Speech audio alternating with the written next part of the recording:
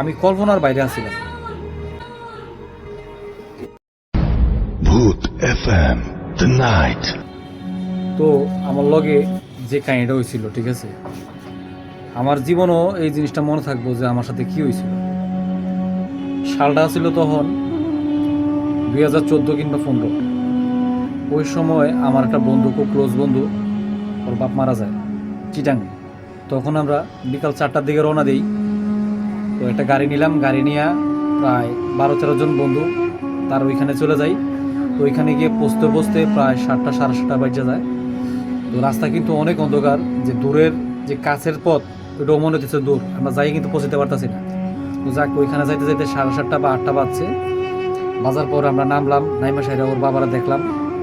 দেখার পরে আমরা সবাই, যেহেতু ওনারা নিয়ে যাবে একটা মাছা, আমাদের তো হিন্দুদের মধ্যে মাছা, আমরা তো তখন ইয়ান লয়ে যাইনি, মাছা নিয়ে গেছি।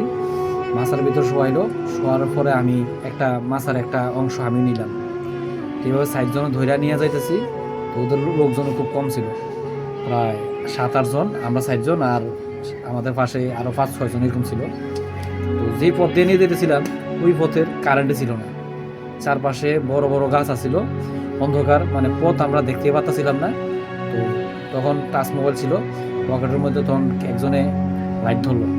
তো লাইটের আলোতে হালকা হালকা আলো আমরা যাইতেছি, কিন্তু মনে হইতেছে যে ওনার যেই লাশের যেই ইয়াটা চকিটা ওটা যাইতেছি না।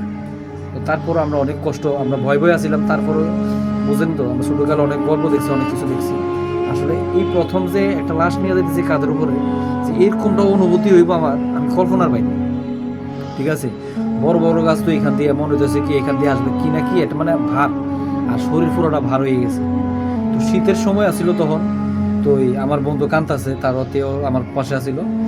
ওই আমরা শ্মশানে গেছি, চিটাং শ্মশানে, ওই সাইড পাশে মানে এতটাই অন্ধকার, আর বড় বড় গাছ আছিল শ্মশানে, কিন্তু কোনো চুলা নাই। ঠিক আছে, কোনো চুলা নাই।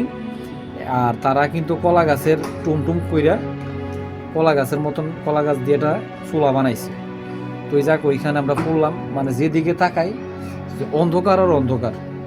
তো লাস্ট যাক, যেহেতু ক্যান্সারের রোগী ছোটো হয়ে গেছে, ওজন খুব কমে গেছে, তা আমরা অর্ধেক ফুইরেই আবার কুমিল্লা ব্যাক করি।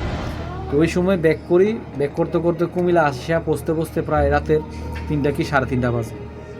তো ওই আমরা সব বন্ধু বান্ধবের বিদায় টিদায় দিয়া আমরা ওই সময় কি করলাম, আমি আমার বাসা যেহেতু লম্বা গলি, আমি একাই, আমার পাশে আর কোনো বন্ধু নাই, তারা কেউ রাস্তায় থাকবে, কারণ ভোর হইলে হয়তো বাসা যাবে। আমি তখন একলা গলি দিয়ে আইতেছি, আমার হাতে কোনো আগুন নাই, কোনো ম্যাচ লাইট নাই, ম্যাচ নাই। ঠিক আছে, ওই সময়ে আমার যা হয়েছিল আমি কল্পনার বাইরে আছিলাম।